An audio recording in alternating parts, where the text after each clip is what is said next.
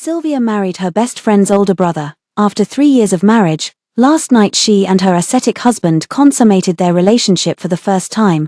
During a casual chat, she mentioned this to her best friend, who turned pale upon hearing it and rushed out with reddened eyes. The next day, she witnessed a shocking scene. In a corner of the party garden, Lionel pinned Victoria against the wall. The usually dignified and self-restrained man now wore a face full of anxiety.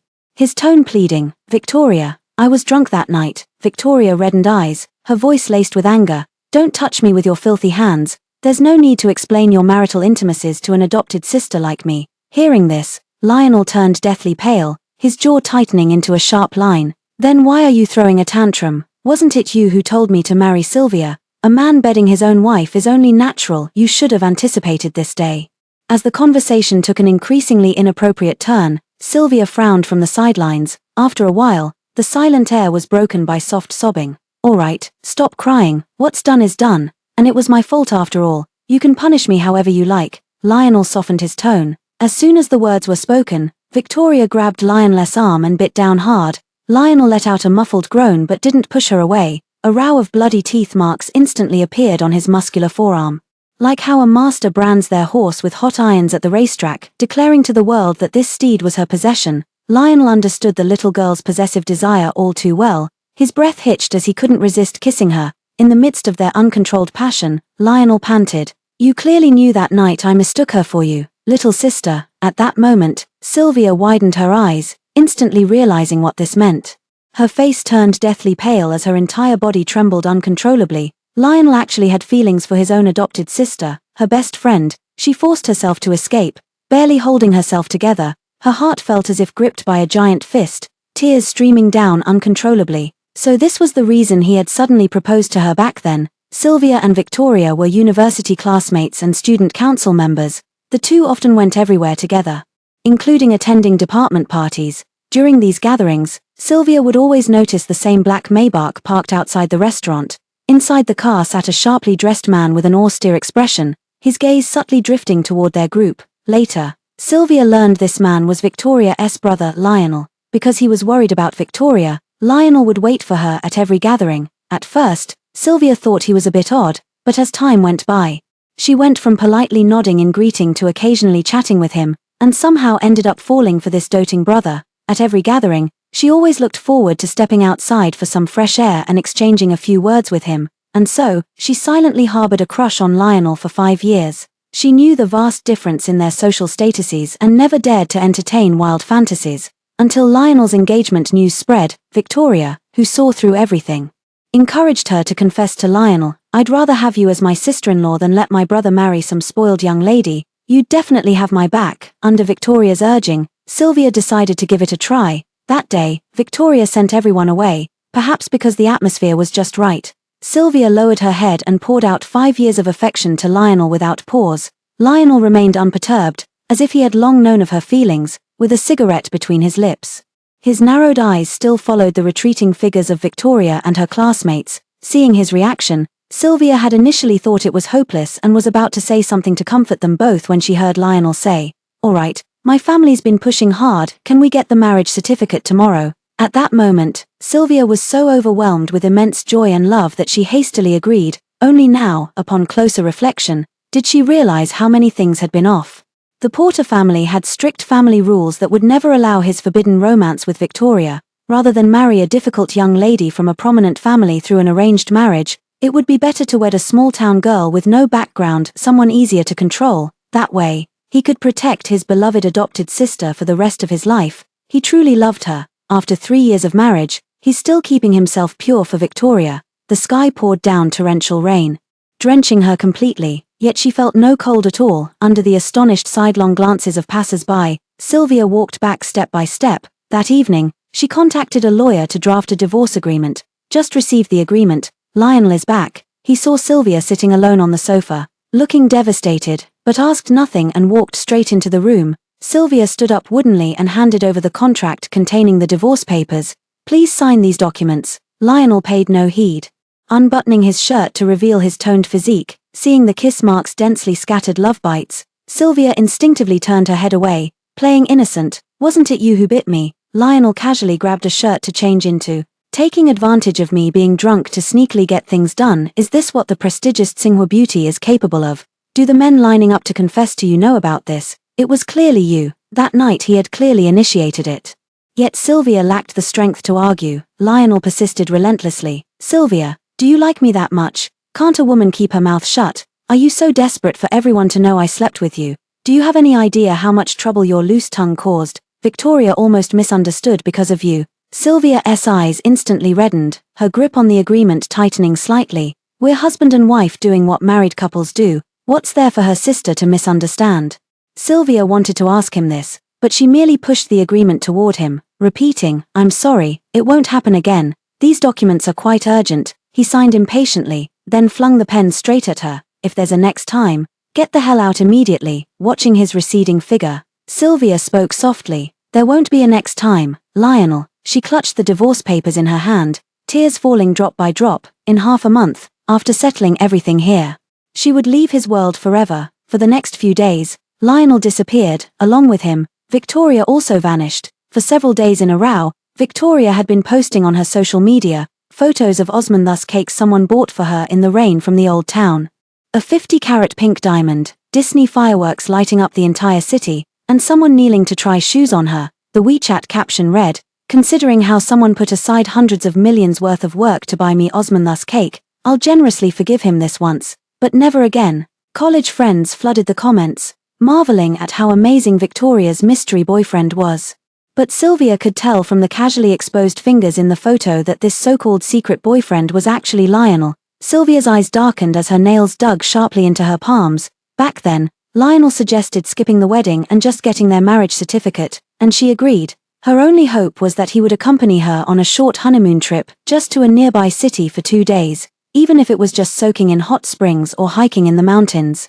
But Lionel flatly refused, citing his busy work schedule. Now she realized it wasn't about work, it was about not wasting time on someone who wasn't worth it. Sylvia cleared out all the bags, earrings, and rare few photos with Lionel that he had given her. Watching the room she had gradually filled over the years become empty again, she felt a tinge of melancholy, but mostly relief. As she tossed out the last box of belongings, Lionel suddenly appeared beside her, spotting the items in the trash bin. Lionel frowned. Why throw these things away? They're old, time for new ones, Sylvia replied. Lionel didn't press further, loosening his tie as he sighed in relief. Go change into evening wear. You're accompanying me to a charity gala tonight. I'm not feeling well, you should go alone. This was the first time Sylvia had refused him since their marriage. He nodded indifferently, then reached out to touch Sylvia's forehead. Good, no fever. Have you taken any medicine? Before Sylvia could answer, a coquettish voice came from outside the door. Sylvia, are you done with your makeup? What gown are you wearing today? It was Victoria's voice. Lionel immediately withdrew his hand and looked toward the door. Sylvia lowered her eyes, her mind buzzing, the warmth of Lionel's palm still lingering on her forehead. When he raised his head, Lionel's gaze grew intense. Following his line of sight, Victoria wore a pink strapless pleated dress. Her hair pinned up to reveal snow-white shoulders, with large sparkling eyes and cherry lips glossed in apricot. Lionel said sternly, what kind of behavior is this outfit? Go change your clothes. Victoria pouted and scurried over to Lionel. Bro, why are you so old-fashioned? This is totally in style now, it's called the pure seduction look. Doesn't it look good? She flatteredly shook Lionel's hand, putting on an innocent act. What pure seduction nonsense? Lionel scolded. Dressed like that, you'll just attract another bunch of good-for-nothings. Oh come on, big bro, what are you worried about? Everyone in the capital's elite circles knows I've got you, the ultimate doting brother watching my back. With you around, who dare come within 3 feet of me? Victoria continued coquettishly. Bro, I promise I'll stick by your side all night tonight. Okay, Sylvia, you back me up here too. Sylvia didn't say anything. But just Victoria's declaration of loyalty had already completely won over Lionel. Lionel tapped Victoria on the nose with his index finger. You, relying on your sister-in-law as your shield, acting recklessly, just this once, and you stay by my side the whole night, no running off. Yes, sir. Victoria playfully winked. Sylvia also has an identical dress, a matching sister dress gifted by Victoria. A few days ago on their wedding anniversary, she wore it full of anticipation. But Lionel didn't even glance at it. So he could feel jealous too, just not over her. Suddenly, Victoria shifted her attention to Sylvia. Sylvia, why haven't you changed into your evening gown yet? I'm not feeling well, so I won't be going. Sylvia declined. If you don't go, I'll be the only girl there. Sylvia, please come with me. Besides, this is your first charity gala appearance since marrying my brother, a perfect opportunity to be seen by all the prominent families. Brother, don't you agree? Lionel nodded, glancing at Sylvia. You just need to make an appearance. Watching his attitude shift in an instant, Sylvia felt a stabbing pain in her chest. Whenever it was Victoria who made a request, no matter what it was, he would always agree unconditionally. Sylvia sighed and silently went back to change into an evening gown. The Maybach had just stopped at the hotel entrance when the manager came forward to greet them.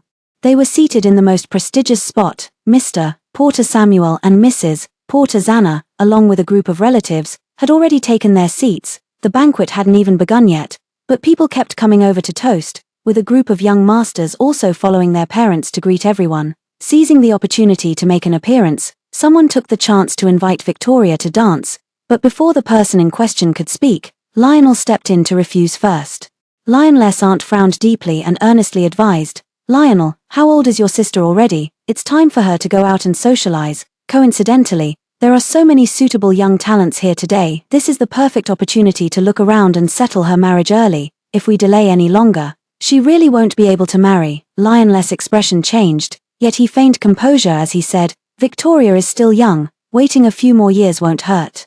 I'll personally choose her marriage partner." A group of relatives watched Lionel, this stubborn mule, and began urging him in unison, "Lionel, we know you've doted on this younger sister since childhood, but when a man comes of age he should marry, and when a woman comes of age she should wed. What brother would hold his sister back like this?" Yes indeed, Victoria is 26 this year, the same age as Sylvia, no longer young, being alone and seeing her girlfriends paired up with you. Of course she hopes to marry soon and start her own little family. As the situation escalated, Victoria was nearly overwhelmed. Beside them, Lionel suddenly stood up, his voice barely concealing his anger. "I've said it before, Victoria's marriage is for me to decide, you need not interfere." Even the usually composed and self-controlled Lionel lost his temper in front of the uncles and elders, causing everyone to frown, just as the song in the dance hall changed. Samuel quietly gave Zanna a meaningful glance. Mrs. Porter Zanna immediately understood his hint and pushed Lionel and Sylvia out of the dance floor. "Lionel and Sylvia, you two should go out and dance a song. You've both been busy with work lately and haven't had any couple time. This is the perfect opportunity. Set an example for the younger generation today." Just as the two were about to refuse, suddenly *snap*, a spotlight abruptly shone upon them.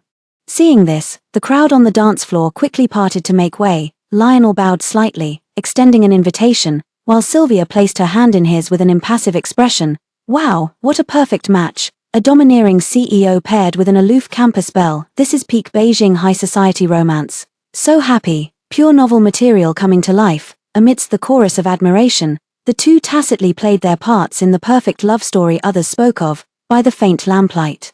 Lionel also looked at Sylvia. Today's Sylvia is beautiful. Her beauty is different from Victoria, serene, reserved, exuding the mature charm of a woman. His eyes darkened as he recalled her blooming form in bed, captivating and soul-stirring. Like a weeping melody, that night he lost control no less than 4 times. Lionel unconsciously pressed his lips to Sylvia's temple. Suddenly, Lionel stopped in his tracks. Sylvia accidentally stepped on his foot. The next moment, Sylvia's hand was released by him. Lionel stormed out through the crowd in a rage. On one side of the dance floor, Victoria was being held by a guy. Victoria leaned back desperately, but the boy pressed forward with ill intent, his large hands groping shamelessly. Furious Lionel pushed the boy aside and threw a punch without another word. Thwack! The boy fell to the ground with a thud. Was it this hand that touched her? Lionel grabbed the nearby knife and fork, poised to plunge them into the boy's palm. A violent scream erupted all around. Sylvia saw this, lifted her skirt and pulled Lionel along. At this moment, the terrified blonde overturned a nearby table in an attempt to block Lionel's advance. Dishes and soup bowls from the table crashed onto the crowd as Lionel instinctively shielded Victoria, but Sylvia beside her didn't react in time, taking the full brunt of the bowls, utensils, and food. Scalding hot soup splashed onto her arm, instantly raising a dense cluster of blisters on her delicate skin. She let out a muffled groan as she fell to the ground, shards of glass piercing her palm. Pain viciously wormed its way into her delicate nerves. When she woke again, she found herself lying in a hospital bed. As soon as I opened my eyes, I saw Victoria dozing off by the hospital bed. Lionel stood behind Victoria, gazing at her with deep affection. He took off his suit jacket and draped it over Victoria's shoulders. Just as he raised his hand to caress her, he unexpectedly caught sight of Sylvia, who had woken up. His fingers hovered in mid-air for a long moment before finally withdrawing. He didn't explain, turning straight away to call the doctor. By the bedside, Victoria had also woken up, her voice laced with drowsiness. "Sylvia, you're awake. Are you okay?" Sylvia shook her head. Victoria let out a relieved sigh. "You scared me to death. You lost so much blood yesterday." The wound split open. "And I could even see the fat, pure white. It broke my heart." It's all that guy's fault, always being handsy and inappropriate. But if Dad hadn't been pushing me to get married, none of this would have happened." Sylvia wanted to say something, but Lionel was approaching with the doctor. The doctor stepped forward to examine Sylvia's wound. Just then, Victoria's phone rang, the screen displaying, "Dad, perhaps it's another inquiry about the blind date progress." Victoria's expression instantly froze as she looked pleadingly at Lionel. Lionel furrowed his brows tightly, stepped forward to take her phone, and hurriedly left the ward. Victoria, seeing his expression and fearing something might go wrong, quickly followed after him. At this moment, the doctor finished the examination and wrote out a prescription, instructing Sylvia to go downstairs for another full-body checkup. Just as she entered the stairwell, she heard a familiar voice. "Victoria, I'm telling you, I don't care what our parents think, I absolutely won't agree to your marriage. In this lifetime, I've decided you're mine, even if it means giving up the inheritance rights of the Porter family. I don't care." "Then have you considered Sylvia? She's your wife now and also my best friend. How could you do this to her?" Victoria looked at Lionel with tears streaming down her face. He gripped her shoulders fiercely, his eyes bloodshot, his voice hoarse and desperate. "If you were worried about wronging her, why did you force me to marry her in the first place? You knew perfectly well that I only liked you. Victoria, are you trying to drive me mad?" His words were heart-wrenching, bordering on despair. The next moment, like an awakened lion, he kissed her without restraint. Victoria couldn't withstand his fierce, passionate kisses and retreated to the wall, then uncontrollably succumbed. Soon, muffled groans and soft gasps filled the air. Sylvia couldn't bear to listen any longer and turned to leave. City C had been raining for 3 days. Sylvia stayed in the hospital for 3 days. On the day of her discharge, Lionel came to pick her up in person. He didn't get out of the car to greet her. The door opened automatically, and Sylvia quietly took her seat. The considerate and gentle brother who existed before Victoria was nowhere to be seen when facing her. Lionel glanced at her and said indifferently, "Does it still hurt?" Sylvia shook her head without responding. With a roar, the car sped off. The two remained silent throughout the journey until finally, Lionel broke the silence. "After so many years of marriage, you can tell me if something's bothering you."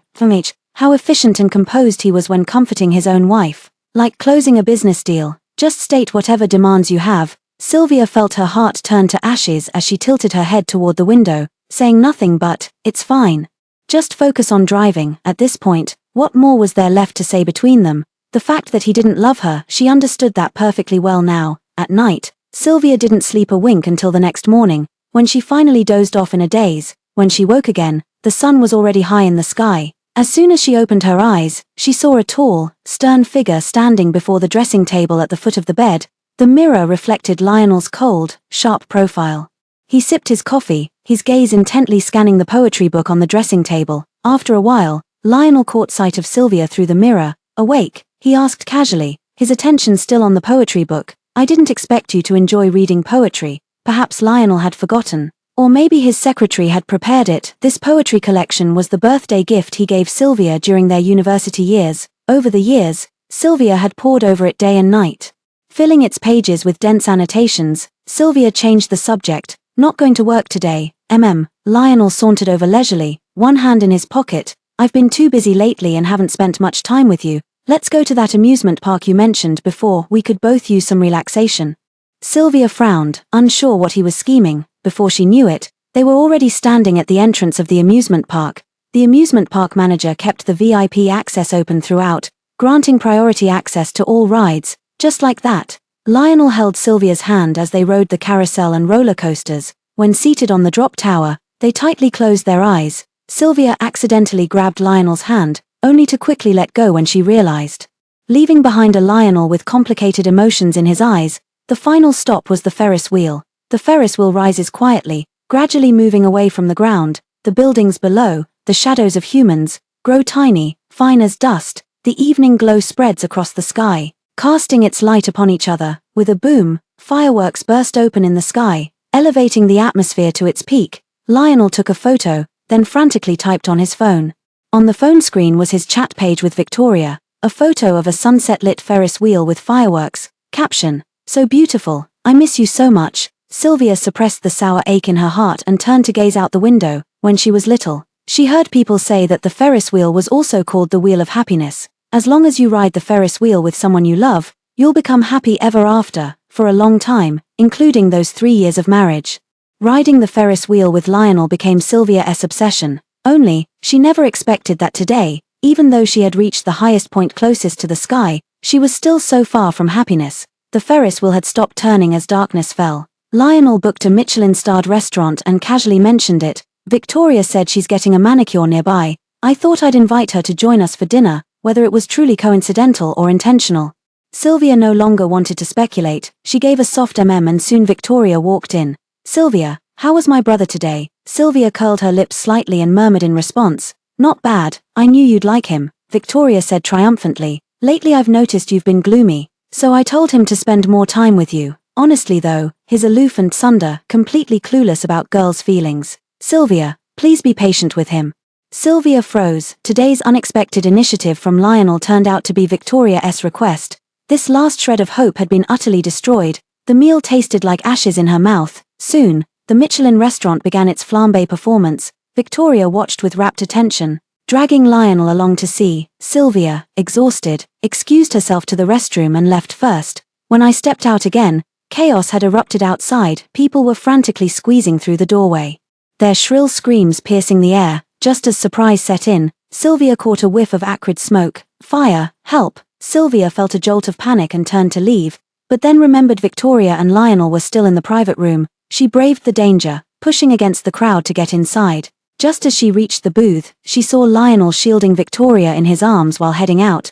"Brother, Sylvia is still in the restroom. She doesn't know about the fire. Go save her first." "I can get out on my own." "No, you're coming with me first." Lionel's voice was anxious yet firm, while Sylvia remained unyielding. "I'm fine. Go save Sylvia first. She's your wife. If anything happens to her today, how will you explain it to her parents?" "Victoria, listen to me carefully. I don't care about her or her parents. I just need you to be safe. If she managed to escape, that's her luck. If she didn't, it has nothing to do with us. You're the only one I care about. Nothing else matters." Each word struck Sylvia like a knife, cutting deep. She bit her lip, clenching her fists tightly, not daring to make a sound. Not until the two had walked far away did the surging crowd suddenly push Sylvia down. She fell to the ground unexpectedly, trampled mercilessly by the fleeing crowd. Excruciating pain shot through her back, so intense it nearly made her faint. The flames grew increasingly fierce, gradually creeping toward Sylvia. She forced herself to stand, covering her mouth and nose as she leaned against the wall to stagger outside. When she stumbled out, she saw Lionel kneeling in the distance, massaging Victoria's leg. At the sight, Sylvia felt her nose sting as tears welled in her eyes. She glanced at her bruised arm and smiled self-deprecatingly as she lowered her head. Sylvia sent a safety message to Victoria before returning alone to the Porter residence. Surviving the ordeal changed both groups of people. On one side were Lionel and Victoria, who seemed more certain about each other and began flirting openly in public. In earlier years, the Beijing social circle was rife with speculation about this pair of unrelated siblings. Lionel only quelled the rumors after getting married. Now, due to their unusual behavior, this old high society pink scandal has resurfaced. Naturally, the news reached Sylvia's ears, but after that fire, she completely gave up hope. Every day she shut out the world, obsessively packing her belongings and transferring funds, planning her departure. The days passed with methodical precision. That evening, the housekeeper burst in looking flustered, his face etched with terror. "Young mistress, please save the young master quickly. He's about to be beaten to death by the master." Sylvia paused slightly but still didn't stop what she was doing. In the car, the butler tearfully explained the whole story. Lionel got into a fight and nearly killed someone. The other party lies unconscious in the ICU, while their family has taken the matter online. When they arrived at the old house, Lionel was lying on the ground covered in blood, with a sobbing Victoria by his side. With a sharp crack, the bodyguard's whip landed heavily on Lionel, leaving another lash that split flesh. Pushed along by the butler, Sylvia walked over in a daze. "Dad, stop hitting him. Let's talk this through calmly." Seeing Sylvia pleading for mercy, the furious Samuel took a deep breath to compose himself. "Sylvia, I appreciate your effort. You must discipline Lionel properly. This beast," pointing angrily at Lionel, He continued his tirade. Getting married yourself is one thing, but how could you be so reckless with your words? Tarnishing your sister's reputation like that. Sylvia only then realized that the boy had believed the rumors and was questioning whether the relationship between Lionel and Victoria was real. Lionel, unable to contain his anger, retorted, "So what if it is? So what if it isn't?" This response spread online, sparking even more malicious interpretations. After serving her punishment, Victoria was placed under house arrest, while Lionel remained unconscious with a high fever. Sylvia took care of him alone. In the middle of the night, she sat by Lionel's bedside. Too exhausted to keep her eyes open, every 3 hours, she changed the dressings and checked his condition. It wasn't until the third night that Lionel finally woke up. His face was pale, his lips chapped. Sylvia propped her head up, nearly asleep. Lionel remained silent for a long time before shaking her awake. "Sylvia, let's live properly together, okay?" Sylvia was drowsy but shocked by these words, gritting her teeth without replying. Everyone believed Lionel had turned over a new leaf. From that day on, Lionel came home punctually after work, showering her with roses and a Cartier diamond necklace, treating Sylvia with extra tenderness. The Porters seized the moment to intensify their pressure for grandchildren. It seemed they were determined to silence the gossips with a child. They meticulously arranged 99 doses of herbal medicine for Sylvia to regulate her body, eliminated Sylvia's regular meals, prepared specialized nutritional dishes, and even hired a yoga instructor to accompany her in physical exercises. Sylvia remained silent. At night, Sylvia lay in bed, and in her drowsy state, she only felt the bed sinking downward. Then a broad figure embraced her in its arms. She instinctively struggled, but was tightly held by strong, powerful arms. "Sylvia, it's me." The words came with warm breath, brushing against Sylvia's ear. "Sylvia, you love me, don't you?" Lionel's voice carried a hint of temptation and certainty. For some reason, this question made Sylvia feel a pang in her heart. She shook her head in denial. In the darkness, the man let out a snort of laughter. "Liar." The next moment, she was pinned beneath Lionel, showered with drunken, feverish kisses. Only when his scorching heat pressed against her icy skin did Sylvia suddenly regain clarity. "Lionel, let me go." Seeing his relentless persistence, Sylvia struggled even more fiercely. "Stop this. I know about you and Victoria." At the mention of this name, Lionel froze, his grip tightening slightly. "What about me and her?" His voice lowered as well. "Do you believe the rumors too?" Sylvia clenched her teeth, her gaze icy to the extreme. She didn't believe the rumors, she had seen it with her own eyes. "Sylvia," Lionel burst in abruptly. "You've disappointed me terribly." Lionel inhaled deeply at her slender neck, his movements growing increasingly ruthless. Beneath him, waves of excruciating pain. As if tearing her apart, Sylvia clenched her teeth, refusing to let out even a whimper. Amid the struggle, she suddenly remembered how Lionel had looked when they first met. A white shirt, black trousers, amidst the swirling smoke, a pair of perpetually lonely eyes gazing wistfully at Victoria, who was laughing heartily in the crowd. Then came Sylvia. She was being meddlesome, unaware that falling petals yearned to follow the flowing water. Yet she chose to be a stubborn rock startling the spring dream. Half an hour later, Lionel walked out without saying a word. Sylvia felt her mind go blank as she forced herself to sit up. She intended to go to the pharmacy for contraceptives and painkillers, but as she passed Lionel's study, she heard the sound of his voice. "Yeah, it's already done. Just did it once. Don't worry, she'll get pregnant." "Didn't you get pregnant after just one time too?" "Yeah, I didn't kiss her, then." His voice dropped even lower. "I've arranged all the paperwork for going abroad, the environment there is good, and the medical facilities are excellent. You can rest assured and focus on your pregnancy there, Victoria. I've planned it all out. After Sylvia gives birth, I'll have our child replace hers. Then find an excuse to divorce her. When the time comes, our child will become the rightful heir of the Porter family, and we can finally be together." Sylvia leaned against the cold wall, her body trembling uncontrollably. So that's how it was. It wasn't fear of outside rumors, nor was it Lionel turning over a new leaf, but because Victoria was pregnant, she, Sylvia, had only ever been the fig leaf covering their love affair. He had even planned to use her and then completely discard her once his purpose was served. On the last day, Sylvia shipped her suitcase to the airport early in the morning. Just as she was about to go downstairs and leave, she bumped into Victoria. She still greeted Sylvia warmly, but Sylvia had no mood to entertain her. Victoria turned pale and asked anxiously, "Sylvia, have you also believed the rumors online?" "None of that is true. We're friends. Lionel is my brother. How could I possibly do such a thing?" "Victoria," Sylvia gritted her teeth. "From today onward, we are no longer friends." Sylvia walked forward. Victoria followed to explain, but her foot slipped, and she tumbled down the stairs. "Ah!" Victoria cried out. In the moment of danger, she reached out her arm and grabbed Sylvia. Sylvia lost her balance and fell straight onto Victoria. Lionel rushed over upon hearing the noise, only to see Sylvia elbow Victoria. "Victoria!" Lionel charged forward and yanked Sylvia away. Holding the unconscious Victoria in his arms, he glared at Sylvia with bloodshot eyes. "Sylvia, how dare you push her?" "I didn't. How dare you lie?" Lionel roared. "Butler, take the lady downstairs for disciplinary punishment." With that, Lionel carried Victoria away. Sylvia was roughly dragged away by the bodyguards. Thud, thud, thud, again and again. Sylvia lay curled on the cold ground, blood soaking through her clothes. She could no longer feel pain, only cold, a bone-chilling cold. After the bodyguard left, Sylvia rested for a while before forcing herself through the pain to escape the villa. Every step away was excruciatingly difficult, yet each step was taken with unwavering resolve.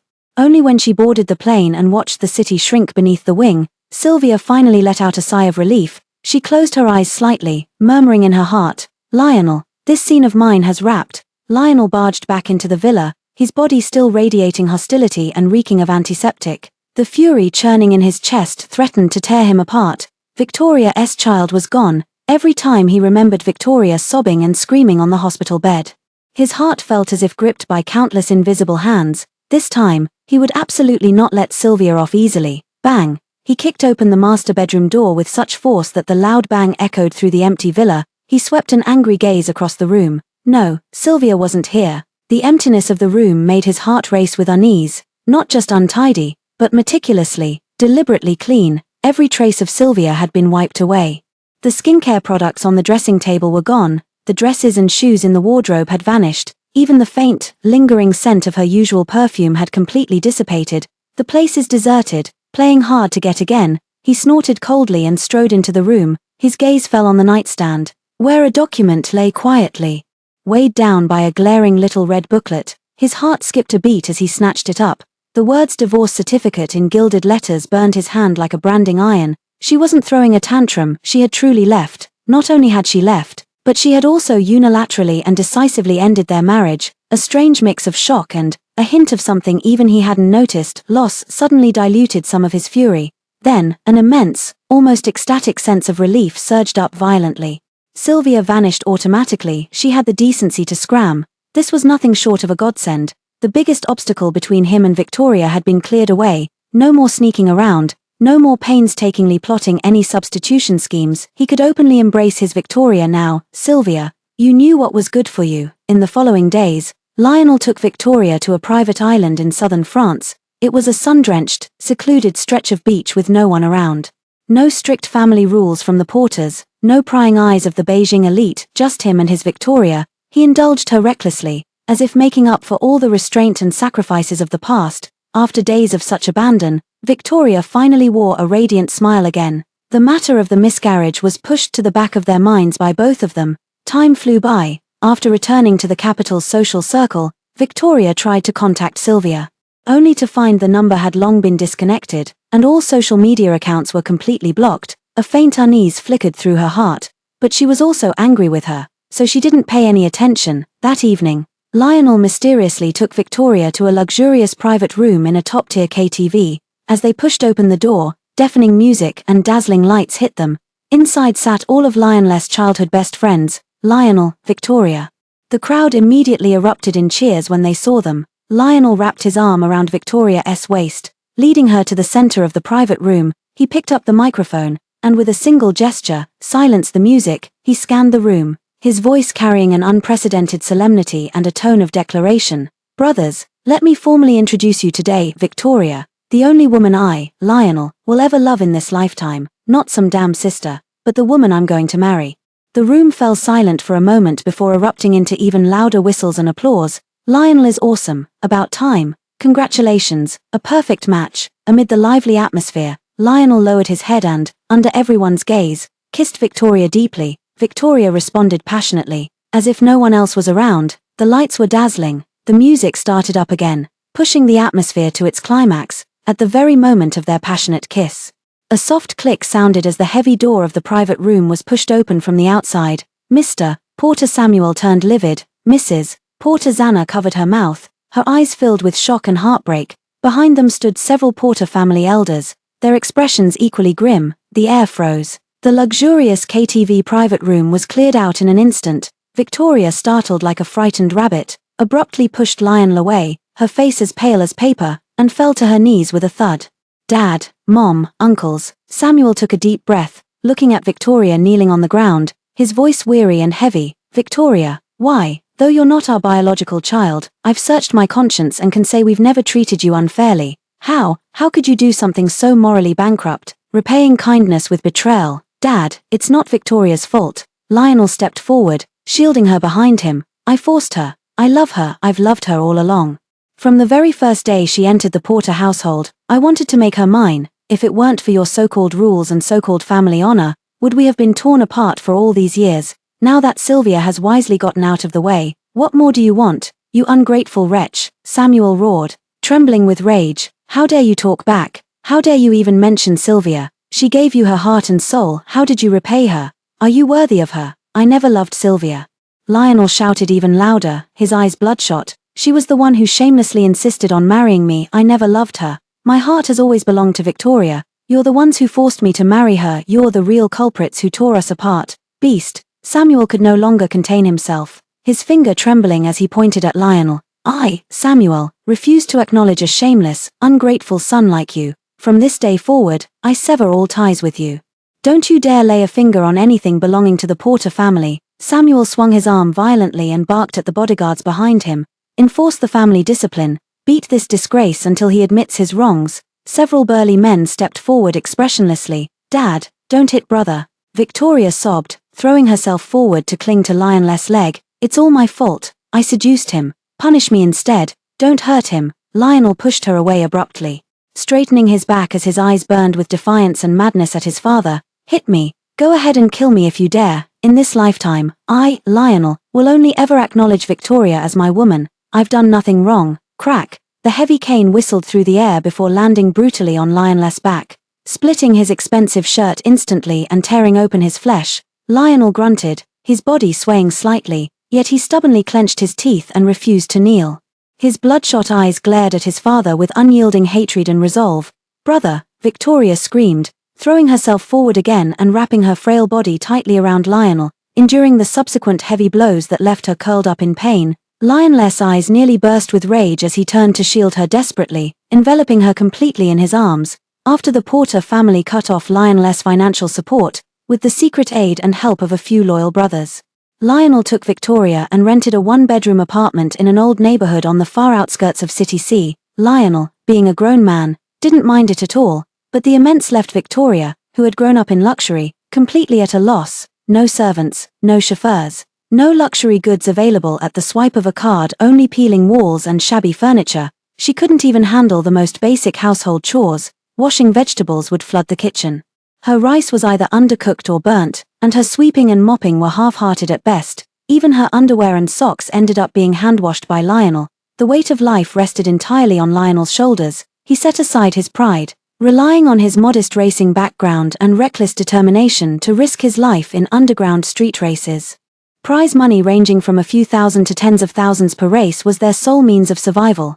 By day he worked odd jobs at the auto repair shop, raced at night, then returned home to clean, do laundry, and care for the emotionally fragile Victoria. Is it bitter? Is it exhausting? Lionel looked at the dark circles under his eyes in the mirror, feeling the heart-piercing itch of the whip wounds healing on his back. The answer was undoubtedly yes, but every night when all was quiet, holding the warm, fragrant, and softly sleeping Victoria in his arms, feeling her body temperature that showed complete dependence, that bitterness seemed to be suppressed by a twisted sense of satisfaction.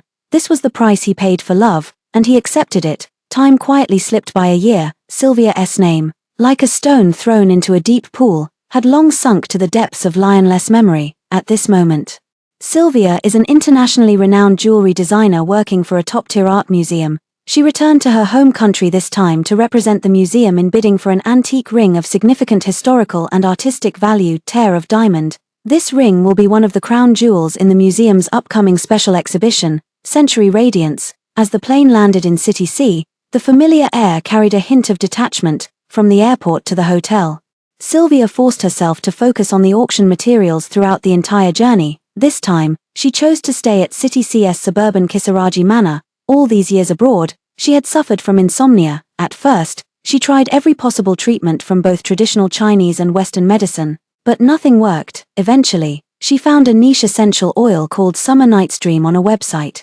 K. But just a month ago, Kay suddenly went silent without warning, no replies to emails, and all social media accounts fell dormant. Only half a bottle of essential oil remained in her possession. Coincidentally, she thought this trip back home might be the perfect opportunity to find out what had happened to him. Following scattered clues from past emails and the brand's official website printed on the essential oil bottle, Sylvia tracked down an estate address on the outskirts of City C, what appeared to be K's studio or raw material base. The estate was larger and livelier than she had imagined. As soon as she stepped out of the car, she noticed the estate seemed to be hosting a private launch event for a new line of essential oils. Sylvia discreetly blended into the crowd, sniffing test strips everywhere.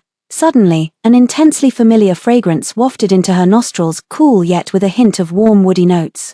Reminiscent of Summer Night's Dream, yet seemingly blended with more complex and luxurious scents, she followed the scent with her gaze. A man in a well-tailored light grey linen suit stood sideways to her, engaged in conversation. Tall and slender, he exuded an air of refined tranquility, his profile clean and sharply defined. That distinctive fragrance was emanating from him. Sylvia's heart skipped a beat. Could he be Kay? She held her breath, carefully recalling the fragments Kay had revealed in past emails about perfumery philosophies, about a preference for certain rare floral ingredients. The demeanor and speech of this man before her now strangely overlapped with her memory of Kay. Just as Sylvia was lost in thought, the man appeared beside her without her noticing. "Miss, you have excellent taste. This summer rain you're holding took me the most effort to blend, using my favorite bass note, A Midsummer Night's Dream."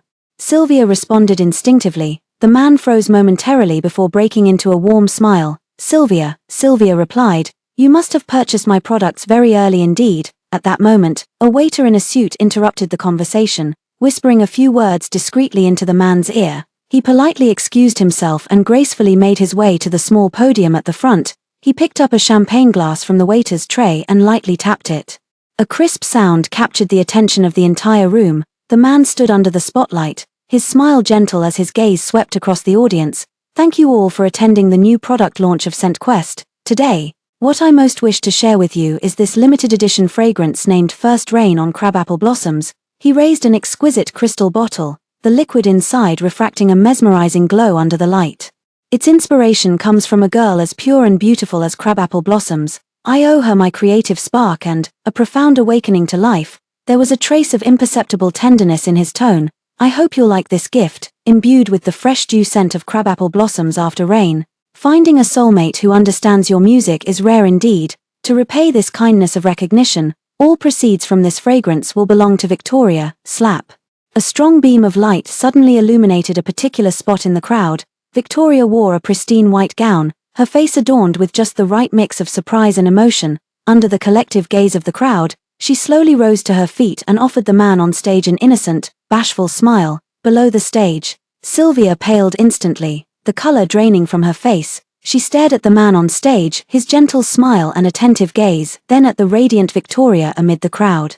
As memories of the past year's heartfelt exchanges with Kay resurfaced, Sylvia found it all bitterly ironic. Those late-night confessions now seem utterly absurd and laughable. The girl who truly held his heart was Victoria, while she, Sylvia, was merely an anonymous sounding board, someone to pass the time with during his perfumery breaks. Disappointment and humiliation engulfed her like tidal waves. She instinctively took a step back, bumping into the waiter's tray behind her with a faint clatter. Kay on the stage turned at the sound, his gaze meeting Sylvia's, momentarily flashing with the pain of a successful strike. Virgil frowned slightly, puzzled by the complex emotions in this unfamiliar woman's eyes. Sylvia, however, had already quickly lowered her head, turned away, and almost fled from the dazzling center of lights. Disappearing into the shadows of the crowd, Sylvia returned to the hotel, wanting only to check out of this mountain resort immediately, to escape this suffocating place. But after checking, she found there were no other suitable accommodations nearby. The nearest hotel was in the city center, too far from the auction venue. Reluctantly, she had no choice but to stay for the time being. In the evening, she stepped out of the main building, restless and in need of fresh air. Dusk settled around the estate as warm yellow lights flickered to life along the garden path. Not far away, hushed voices carried through the air. Instinctively, she ducked behind a nearby wisteria trellis. It was Virgil and Victoria. Victoria, take it. The proceeds from this perfume mean nothing to me, but they can solve your urgent needs. Virgil's voice carried undisguised heartache and concern as he handed a document folder to Victoria. Victoria took a step back, her voice stubborn. Mr. Virgil, thank you for your kindness, but I can't accept unearned favors, and, she paused. Her voice lowering, Lionel would be unhappy if he knew. He's very proud. Virgil's voice held a trace of barely concealed mockery. Will pride make your life better? Will it keep you from squeezing into that shabby rental? What can Lionel give you now, a man without a proper job, risking his life in street races? Where's his future? Shut up. Victoria suddenly raised her head, her voice rising sharply. Don't you dare speak of him like that. Lionel works so hard. He gives his all every single day.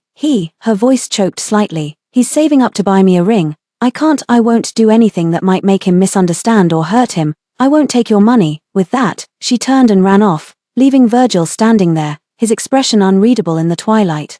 Behind the flower trellis, Sylvia listened silently. So his name was Virgil, so Victoria had her own convictions too, but to Sylvia, they sounded grating and laughable. She turned away silently and left along another path. Returning to her frigid room, she immediately opened her computer and made an overseas video call to discuss auction-related work. As she took the call, her phone buzzed with vibration, the screen flashing the name of her college friend Alyssa. Sylvia hesitated for a moment before answering. Sylvia, my boyfriend said he ran into you at Crescent Moon Villa. You're back in the country and didn't tell me.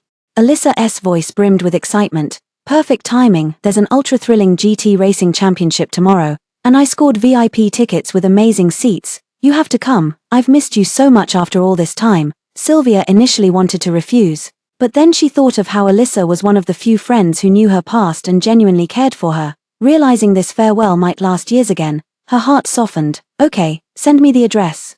The racetrack was buzzing with excitement over the weekend. Sylvia found the VIP area, and Alyssa immediately rushed over for an excited hug. Standing beside her was a refined man with glasses, her boyfriend, Stephen, and there was one more person, Virgil. Alyssa winked mischievously. Sylvia, let me introduce you. This is Mr. Virgil, a rising star and a master perfumer. Virgil, this is my best friend, Sylvia, now an internationally renowned jewelry curator.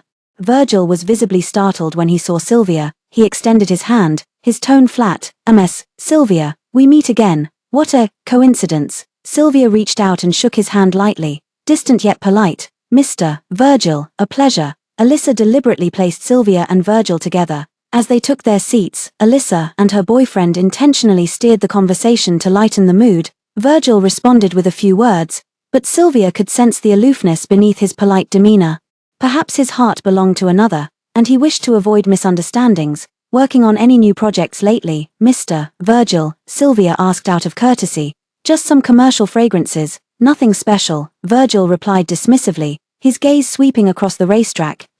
Sylvia, are you also interested in racing? First time watching, don't really understand it, Sylvia answered truthfully. Both tacitly shifted their attention to the track. Using the deafening roar of engines and the commentator's excited narration to end this awkward small talk, Alyssa had chosen VIP front row seats with excellent views. A dozen or so modified sports cars in various colors and exaggerated designs were parked at the starting line, their drivers wearing standardized helmets that obscured their faces. Ladies and gentlemen, the thrilling moment has arrived. Let's meet tonight's warriors. The host's booming voice rang out as he introduced each racer's alias, team affiliation, and past achievements one by one. Sylvia couldn't hear clearly, yet her gaze was involuntarily drawn to a grey-blue race car positioned in the middle of the lineup. The starting gun fired. More than a dozen car shadows shot like arrows from a bow, tearing through the air with a deafening roar as they instantly plunged into the winding racetrack. The sheer visual impact of their speed was utterly breathtaking. Igniting the frenzy of the entire audience, the roar of the engines threatened to shatter eardrums. Sylvia didn't understand racing rules and could only follow the live commentary, trying to immerse herself in the feverish atmosphere. The commentator spoke at breakneck speed. Currently leading are Black Panther and Lightning. Phantom and Gale are biting close at their heels in the middle positions. Look, that grey-blue off the string, he didn't have the fastest start.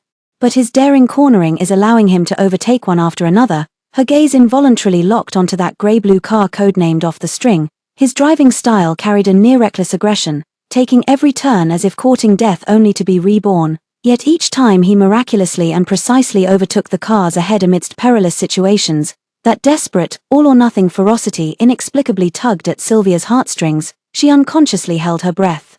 Her hands gripping the edge of the seat, silently sweating for him. Ms. Sylvia seems quite taken with that number 7 car. Virgil's voice chimed in beside her, laced with curiosity. Sylvia snapped back to reality and said calmly, I just think he's incredibly driven. Virgil smiled, his gaze also fixed on the grey-blue race car. Good eye. That number 7 driver, called off the string, is a rookie. But look at his cornering lines and throttle control, bold yet meticulous, full of potential. This race, he might just pull off an upset. As if to prove his point, halfway through the race, the leading car lost traction in a high-speed S-curve due to insufficient tire grip, spun out of control, and slammed violently into the barrier. Debris flew everywhere in a heart-stopping scene, drawing gasps from the entire crowd. Amidst the chaos, the grey-blue No. 7 car swiftly cut into the innermost lane, closing in on that treacherous corner that had just swallowed the leading car. My God!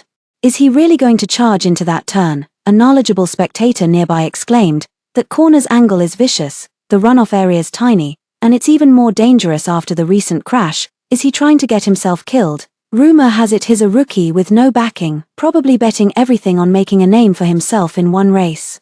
Under the breathless gaze of the crowd, the grey-blue racer didn't slow down one bit. The car suddenly swerved violently, its tires screeching against the pavement as it nearly grazed the edge of the safety barrier. With an almost perfect, extreme drift, it miraculously navigated that deadly curve. In an instant, it surged to first place. In the final laps, he withstood the frenzied pursuit from behind and was the first to cross the black and white checkered flag. Champion.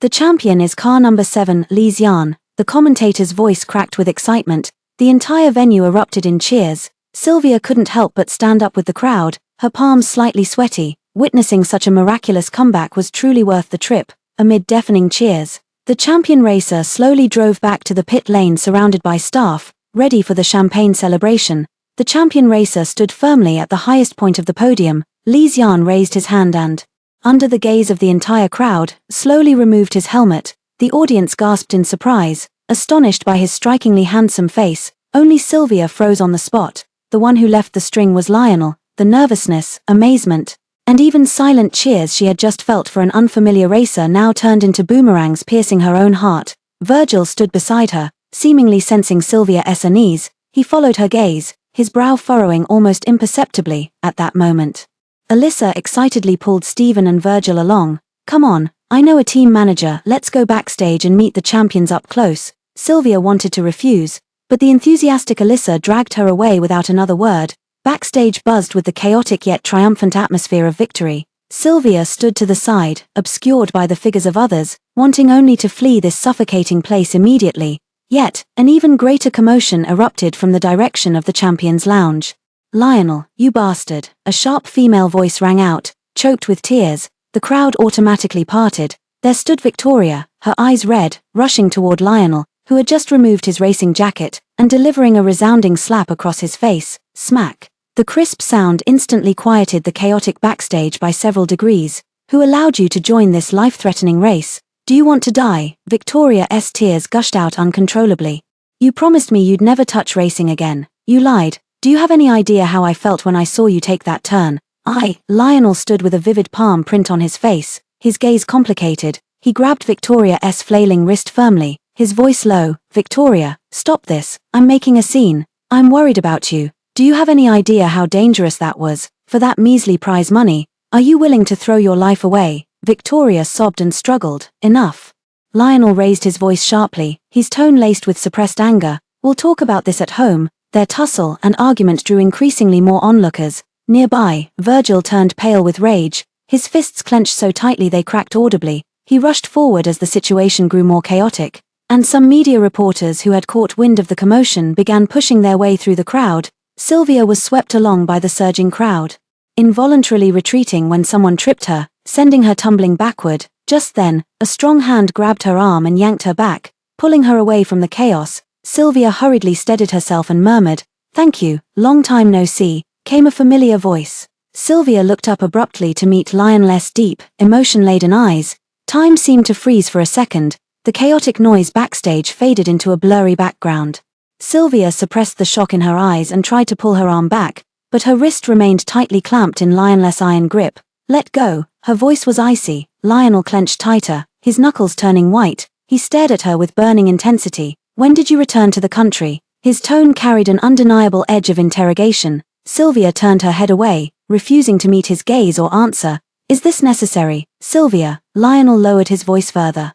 Just asking a simple question, yet you're acting like you've seen a ghost. Not that serious. Sylvia finally turned her head back, her gaze cold and restrained. It's just that there's really nothing for us to talk about. She struggled with force again. Lionel froze, his grip loosening momentarily, and she immediately broke free, turning to leave. Stop. Lionel's voice rang out behind her, carrying a trace of barely noticeable urgency. Why did you leave without a word back then?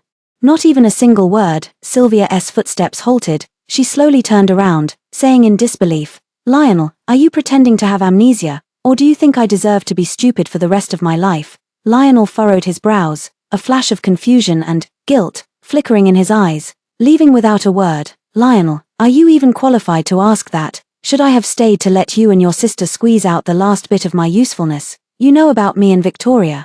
Lionel asked, his voice trembling. Yes, I know everything. Sylvia sharply interrupted him, enunciating each word clearly. I know your heart belongs only to your precious sister Victoria. I know about your shameful, hidden affair, and I know even more, to protect the bastard child in her belly. You didn't hesitate to get me pregnant. After the baby was born, you planned to pull a switcher, then toss me out like trash. Lionel, you two really had this all figured out.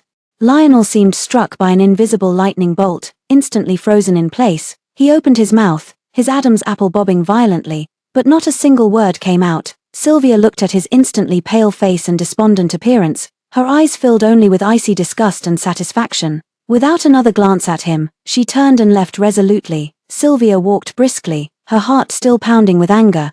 Just as she rounded the corner, her steps suddenly halted. Virgil was leaning against the cold wall, hands tucked in his suit pockets, his face so dark it seemed to drip with gloom. Sylvia had no idea how long he had been standing there. At this moment, only cold scrutiny and undisguised disgust remained in his gentle eyes, as if he were looking at something utterly filthy. He has a girlfriend, Virgil said coldly. Sylvia felt nothing but icy numbness and exhaustion in her heart. She didn't want to explain, nor did she need to, straightening her back. She ignored Virgil's devouring gaze and words, walking straight past him as she hurried toward the exit. Back at the hotel, Sylvia collapsed onto the sofa. Why bother arguing with Lionel? Why not slap him right then? Why let him see her emotional turmoil? She irritably ran her fingers through her hair. Virgil's disgusted gaze also lingered stubbornly in her mind. She smiled self-deprecatingly. It didn't matter anyway. They were all just insignificant people. Her phone rang at just the right moment, a work email from her boss, detailing the procedures and authorization specifics for tomorrow's auction. Sylvia took a deep breath, forcing herself to stay calm. Right now, the most important thing was tears of the diamond. To steady her nerves, she went alone to the quiet bar on the hotel's top floor that evening. The bar owner noticed she was alone and struck up a conversation. Upon learning she had returned to the country single, the owner's eyes lit up as he enthusiastically offered to set her up. Ms. Sylvia has such refined elegance, she absolutely deserves a brilliant young talent. I know just the perfect match. Excellent family background, outstanding character, remarkable abilities, and strikingly handsome to boot. Most importantly, he's exceptionally cultured and understands the art of living. I tell you, you two are practically made for each other. The owner spoke with animated excitement. Just as the conversation was getting lively, the boss suddenly brightened up and enthusiastically waved toward the door. Ah, speak of the devil, what a coincidence. Virgil, over here. Sylvia's internal alarms went off as she followed the boss's gaze. Sure enough, it was Virgil. Virgil also spotted Sylvia, his brow furrowing almost imperceptibly, unaware of the subtle tension. The boss cheerfully introduced the two. Virgil, this is Sylvia, Ms. Sylvia, a top designer who just returned from abroad. Ms. Sylvia, this is the talented young man I told you about. Virgil, don't you think they make a perfect match? Like a talented man and a beautiful woman. Hair, being set up by two different groups in a single day. What a small world. Virgil twitched the corner of his mouth, revealing a faint mocking smile. Sam, you're joking. I'm rather conservative and traditional in my views. I prefer simple, pure-hearted girls. Ms. Sylvia, having lived abroad for so long, must be worldly and exceptionally independent. I'm afraid she doesn't quite suit an old-fashioned man like me. Sylvia could hear the veiled insinuations and disdain in Virgil's words. The boss, somewhat awkward, tried to smooth things over. Virgil, you shouldn't say that. Ms. Sylvia is a wonderful person, gentle and talented. Appearances can be deceiving. Sam, Virgil cut him off, his cold gaze sweeping over Sylvia. Some people may look glamorous on the outside, wear exquisite perfume, but who knows what twisted schemes they're hiding beneath. Don't be fooled by appearances. Sylvia tightened her fingers around the wine glass, her knuckles turning white. Her smile bright yet devoid of warmth. Mr. Virgil, you certainly look the part of a distinguished gentleman with impeccable taste. What a pity, perhaps you've gone blind at a young age. Given your poor judgment of character. But don't worry, the world is vast, and there must be someone out there worthy of Mr. Virgil's noble standards. You, Virgil darkened his expression. At that moment, someone called the boss away to handle a matter. The boss excused himself apologetically, leaving behind the tense standoff between the two. Sylvia, I'm warning you, Virgil hissed in a low voice, his malice undisguised. Lionel and Victoria, that's not something you can meddle in. Victoria is more beautiful, more kind-hearted than you. They grew up together. Their bond runs deep. Take those unspeakable thoughts of yours and bury them now. Don't humiliate yourself. Ha ha ha. Sylvia burst into laughter as if she'd heard the most ridiculous joke, yet her eyes remained icy cold. Virgil, your imagination is wasted not writing novels. I have absolutely no interest in your soap opera drama, none whatsoever. She enunciated each word deliberately. Then drained the remaining liquor in her glass. Setting down the cup, she grabbed her purse and strode out of the bar without a backward glance. Virgil stood rooted in place, his expression darkening as he watched her resolute retreat. He lifted his glass and took a fierce swig, irritably tugging at his tie. His gaze swept across his left wrist. There was an intricately woven dark red bracelet tied there, given to her by a girl who understood perfumes. He searched for her for a long time, only to later discover this person was Victoria. They met too late. Victoria already had someone she loved, yet he resolved to silently guard her happiness. Now, as he gazed at this red bracelet, he couldn't help but recall Sylvia's aloof and stubborn gaze, and an indescribable restlessness welled up in his heart. The auction was held at City CS Premier Arts Center. Sylvia, dressed in a sleek black velvet gown, held a glass of water as she calmly scanned the venue, assessing potential competitors. The next moment, her gaze froze. At the entrance, Lionel and Victoria arrived together. Lionel wore a dark suit, shedding some of the wildness from his racing attire, appearing more composed, though an inescapable gloom lingered between his brows. Victoria was dressed in a charming pink cocktail dress, nestling close to him with a sweet smile. Almost simultaneously, Victoria also spotted Sylvia. She froze, then forced a smile and quickly pulled Lionel toward her. Sylvia, it really is you. Victoria warmly reached out to take Sylvia's hand, but Sylvia deftly avoided the gesture. Unfazed, Victoria continued with playful reproach. Where have you been all these years? Not a single word. I've been so worried. Your phone was unreachable, and you blocked me on WeChat. Sylvia didn't engage, cutting straight to the point. Victoria, after all these years apart, your acting remains impeccable. No wonder I couldn't see through it back then. Her gaze meaningfully flickered between Lionel and Victoria. Victoria's smile froze momentarily, a flicker of panic flashing in her eyes before she quickly masked it with coquettishness. Oh, Sylvia, what are you talking about? Noticing the jewelry poster in Sylvia's hand, she added, are you here 4 pairs of diamonds too? What a coincidence. Lionel said he'd bid for it as my. She seemed to realize something and abruptly stopped herself, her cheeks flushing red. At that moment, Virgil also walked over. Seeing Victoria and Sylvia standing together in conversation, he visibly paused, a flicker of surprise and curiosity flashing through his eyes. The auctioneer struck the gavel, marking the official start of the auction. The first few pieces of jewelry and paintings were sold without much fanfare. Finally, it was time for the grand finale. Tears of the diamond, a 15-carat pear-shaped vivid blue diamond, set on a vintage platinum base, shimmered under the lights with a radiance as deep as the ocean and as dazzling as the starry sky. It was once the cherished possession of a legendary socialite from the Republic of China era, boasting both historical and artistic significance. This was also Sylvia's must-have target for this trip.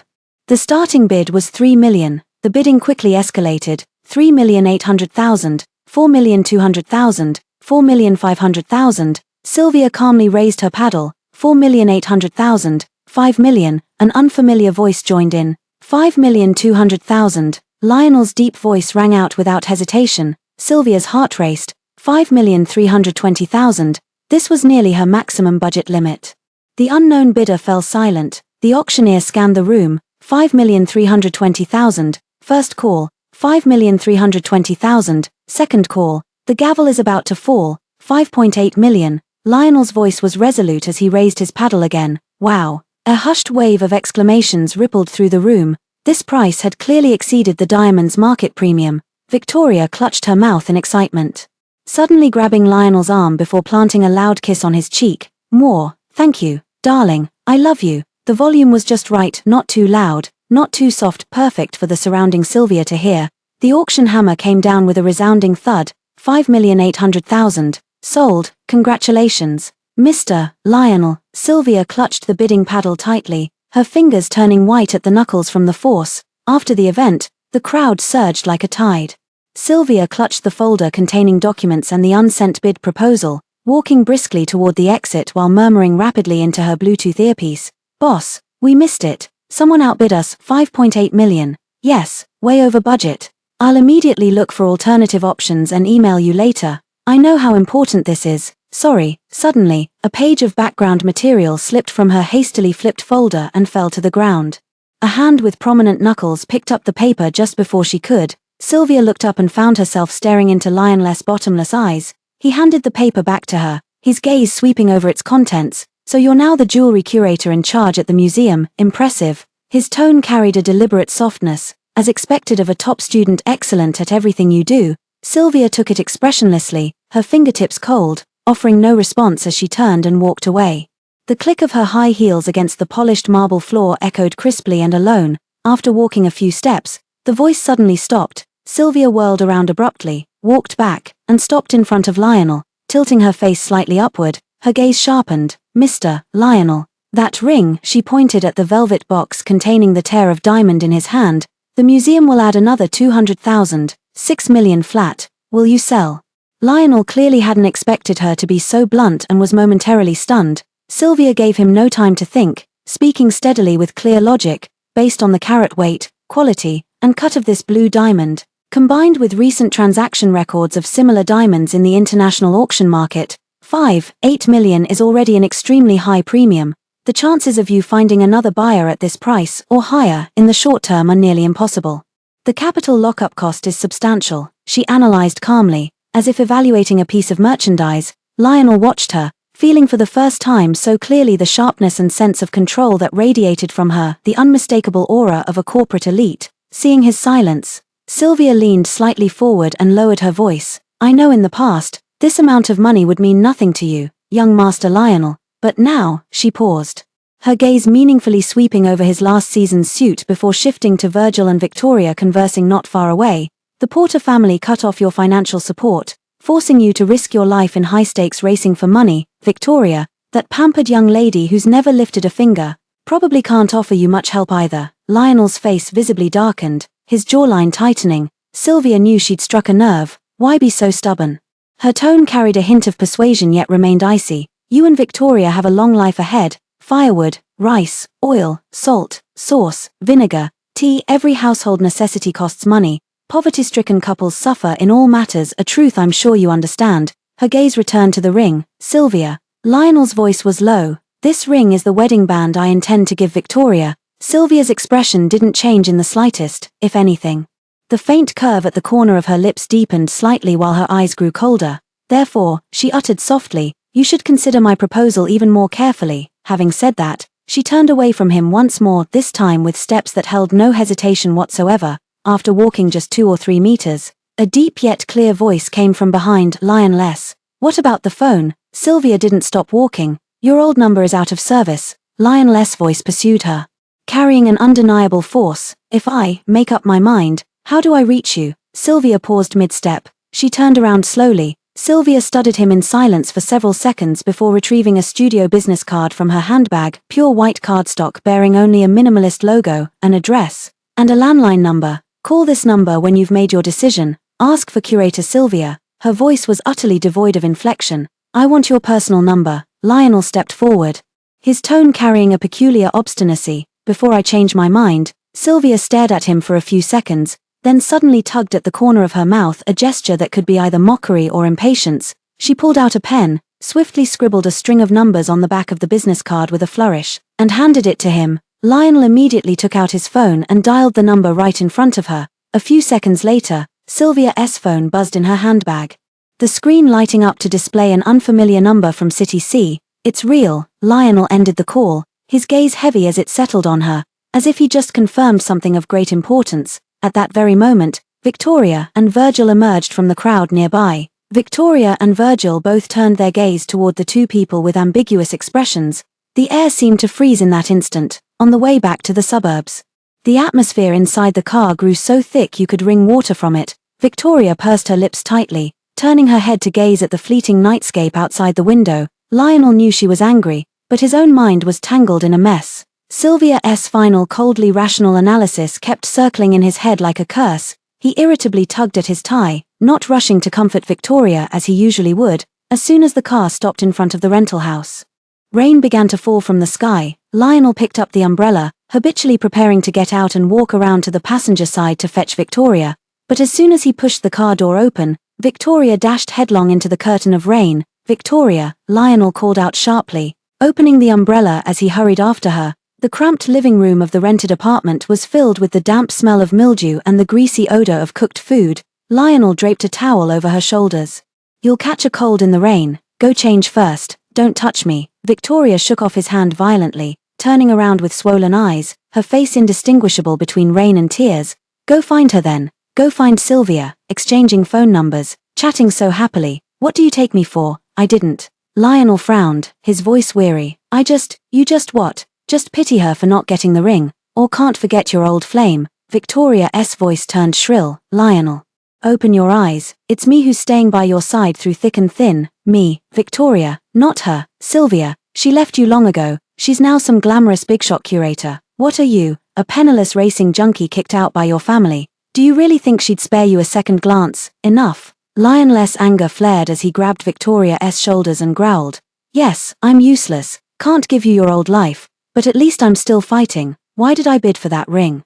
To keep my promise to you. You're the one who wanted a unique blue diamond. Sylvia was just negotiating for the museum's acquisition. She raised the bid for work. What the hell's wrong with you? What am I thinking?" Victoria pushed him away through tears. "I'm thinking about Lionel. Are you regretting it now? Do you think she's better, that Sylvia is the one you should be with? Do you feel like I'm dragging you down?" "I don't." Lionel raked a hand through his hair in frustration, his voice carrying a tone of near-helpless defense. "All I feel toward her is guilt. Back then, I was a bastard. I used her and hurt her. Seeing her doing well now eases my conscience a little. If I can lend a hand, I see it as repaying a debt. That's all there is to it." "Victoria, search your heart. From the very beginning until now, who else has ever been in my heart besides you?" He pulled Victoria tightly into his arms, his voice lowering with a barely detectable roughness. "Stop overthinking. We fought so hard to be together. Don't let someone irrelevant come between us. I love you, Victoria. In this lifetime, it's only you." Victoria gradually quieted in his embrace, her sobs softening into muffled, wounded sniffles. The night was deep and quiet. Lionel lay in bed, while Victoria beside him had fallen asleep from exhaustion after crying, yet he felt no drowsiness. In the darkness, Sylvia's cold, lifeless eyes kept reappearing. Then, some long-faded scenes emerged with startling clarity. When she first married into the family, she would always carefully bring him warm hangover soup, her eyes filled with timid concern. When he returned from working overnight, there was always a dim floor lamp left on in the living room, where she would curl up on the sofa waiting for him, a half-read book still in her hand. Once when he suffered a stomachache, sweating profusely from the pain, it was she who silently stayed by his side all night, using warm towels to wipe his sweat over and over, her fingers icy yet extraordinarily gentle.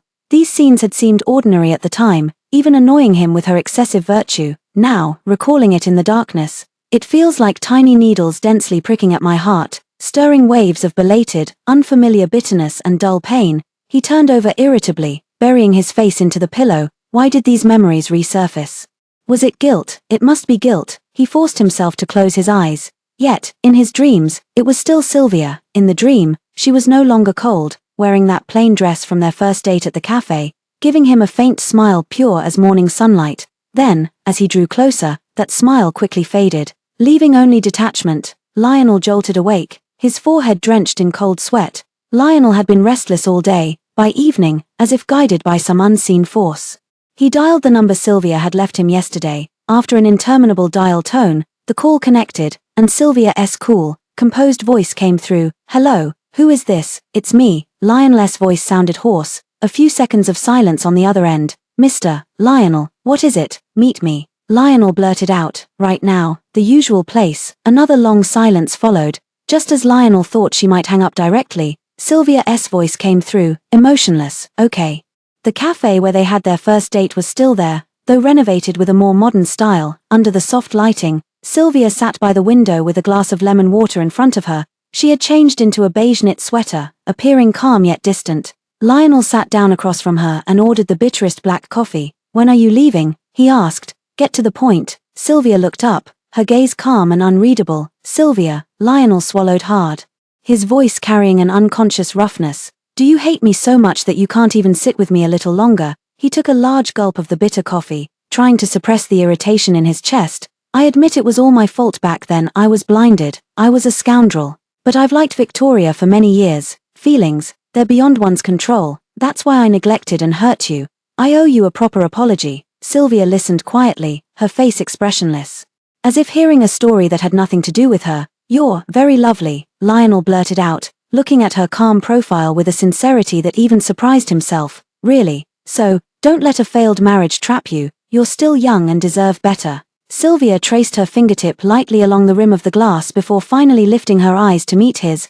The corner of her lips curled into an icy smile. Mr. Lionel, did you ask me out today just to give me psychological counseling, to persuade me to let go of the past and embrace the future? She set down her cup, leaning slightly forward with a sharp gaze. Or perhaps, seeing that I'm not as miserable as you imagined, has left you, young Master Lionel, feeling unbalanced. Did you need to confirm whether I'm still pining after you, just to satisfy that pitiful, belated vanity of yours? Lionel turned pale at her words, gripping his coffee cup tightly. That's not what I meant. Then what did you mean? Sylvia stood up, picking up her handbag. If this is just about exchanging meaningless nonsense, I don't think we need to waste any more time. Wait. Lionel suddenly stood up as well. In his urgency, he pulled out a velvet box from his suit pocket, snapped it open, and pushed it toward her. Inside the box lay not tears of diamond, but a jade bracelet. The bracelet was uniformly emerald green, with fine, translucent texture that shimmered with a warm, understated glow under the light. It was the very same one Sylvia had lingered over at the jade shop yesterday before ultimately walking away due to its price. This, Lionel spoke hurriedly, yesterday at the shop, you seemed to like it very much. Sylvia's gaze fell upon the priceless jade.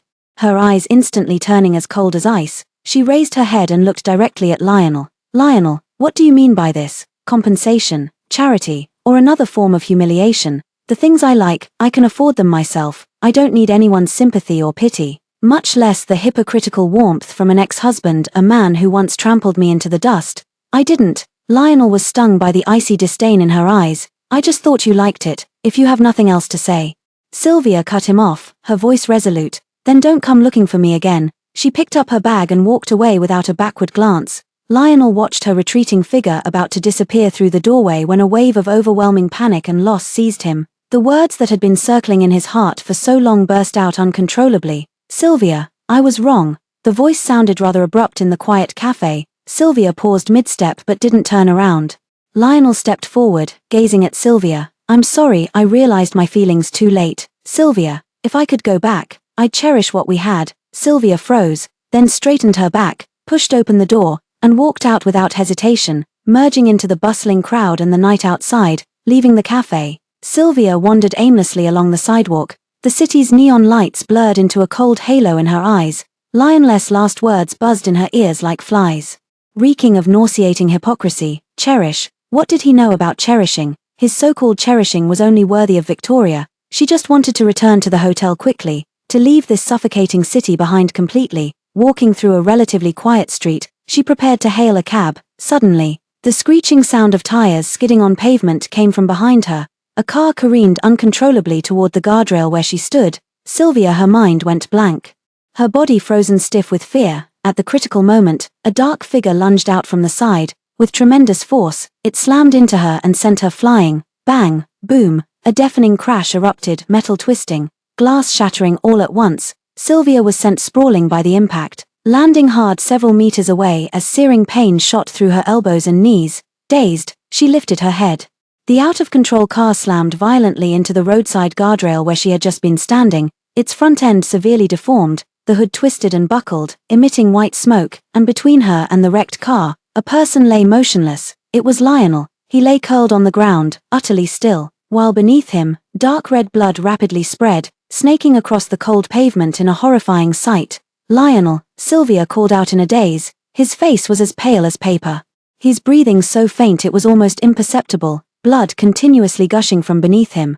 "An ambulance! Call an ambulance!" Sylvia finally snapped out of her shock after what felt like ages, screaming at the stunned bystanders around her as she fumbled for her phone with trembling hands to dial emergency services, her words coming out in incoherent gasps. The hospital emergency room. Sylvia sat expressionless in the chair, watching the surgical red light remain lit. Hurried footsteps echoed from the end of the corridor. Victoria and Virgil rushed over. "Lionel, how is Lionel?" Victoria spotted Sylvia, suddenly lunged forward, and shoved Sylvia hard. "Sylvia, what did you do to Lionel? Why did he get so badly injured saving you?" Sylvia was shoved against the wall. Her back aching from the impact, she stared coldly at the frenzied Victoria, offering no defense. "Enough, Victoria." Virgil grabbed the furious Victoria, but his gaze was equally icy, cutting into Sylvia with undisguised loathing and contempt. Sylvia, you're like a haunting ghost. If anything happens to Lionel, I swear I won't let you off." He turned his head and sternly ordered the two bodyguard-like figures following him, "Keep an eye on her. Don't let her take a single step away until Lionel is out of danger. If she dares to run, break her legs on the spot." The bodyguards expressionlessly blocked both ends of the corridor. Time passed second by excruciating second, each moment feeling like torture in boiling oil. The emergency room doors finally opened, revealing a grave-faced doctor. "The patient has multiple fractures, severe internal organ rupture and bleeding, and excessive blood loss. Immediate surgery is required. We urgently need large quantities of type O blood. The blood bank is running low. Which family members are type O?" "I am." Virgil stepped forward immediately. "Quick, come with me." The nurse hurried away with Virgil in tow. Victoria collapsed in tears at the operating room door. The agonizing wait finally ended as the operating room lights dimmed. The doctor emerged, wearily removing his mask. "We've stabilized him for now, but the injuries are too severe, especially the damage to his spine and leg nerves. Whether he'll wake up, and to what extent he can recover, is hard to say." Upon hearing he's stabilized, Victoria went limp with relief, but upon hearing the latter half of the sentence, her face instantly turned deathly pale. Sylvia leaned against the cold wall, her entire body chilled. She watched as Lionel, covered in tubes and lifeless, was wheeled out and sent to the ICU. At that moment, the emotions surging in her heart were indescribably complex. Hate, of course she hated. Yet seeing him like this after he'd saved her, a belated, absurd sense of pity uncontrollably welled up. Virgil walked over, his face slightly pale after donating blood. Seeing Sylvia still standing there, the disgust in his eyes intensified. He shot a glance at the bodyguard. "Take her out. Don't let her be an eyesore here." The bodyguard stepped forward, roughly grabbing Sylvia's arm to drag her out. "Let go, I'll walk myself." Sylvia struggled, amid the tussle. An ornament was torn from her handbag, a meticulously woven, slightly faded red cord with a small piece not tied at the end. Virgil's gaze inadvertently swept over the red string lying on the ground, and his pupils suddenly contracted. He abruptly looked down at his left wrist. There, tied around it, was an identical, similarly faded red string with a piece knot. He froze in place as if struck by lightning. A few seconds later, he suddenly bent down to pick up Sylvia's red string, then raised his own wrist to carefully compare them. Exactly the same, even the subtle patterns on the piece knots were indistinguishable. He looked up in disbelief, his gaze locked onto the pale-faced Sylvia who was being held by bodyguards. His voice trembled violently with extreme shock and some terrible suspicion. "This red string, where did you get it?" She watched as Virgil compared the two bracelets. The corner of her mouth twitched as she tried to smile, only to find her throat tight, producing nothing but a broken syllable. "Ha." Virgil stared at her reaction, at the understanding and bottomless sorrow mixed with mockery in her eyes. A truth he had never dared to imagine pierced through his heart. "Does it matter now?" Sylvia scoffed coldly. "Yes, or no, so what if it is?" So the Miss S he had always been grateful to and regarded as a soulmate wasn't Victoria at all, but the one standing before him now, the woman he had repeatedly insulted with the most vicious words, scorned, even threatened, was Sylvia. He had mistaken her for someone else. He was a complete and utter fool. Sylvia shook off the bodyguard's grip, bent down to pick up her fallen purse and that red cord, and without so much as a glance at Virgil, straightened her back and walked step by step toward the cold elevator at the end of the corridor. Virgil instinctively wanted to call out to her, But his throat seemed clogged by something unspoken. A few days later, Sylvia received a text message from an unknown number, containing just one brief sentence: "I'm sorry, I was blind and foolish, I've learned everything, Lionel and Victoria owe you, live your life well, take care, Virgil." She didn't reply and deleted the message directly. While waiting at the airport, she was organizing her handbag when her fingers touched something hard. She pulled it out in confusion. It was the velvet box containing the tears of diamond, and, a smaller, unmarked box. She opened the small box. And lying quietly inside was that jade bracelet worth 300,000. Lionel, when had he slipped these into her bag, at the cafe, or during the chaotic struggle before the car accident? Staring at these two priceless objects that carried endless absurdity and pain, she felt nothing but bitter irony. With an expressionless face, she stuffed them back into the deepest corner of her handbag. The plane roared into the sky, leaving behind all the love, hatred, absurdities, and farces of city see far beneath the clouds.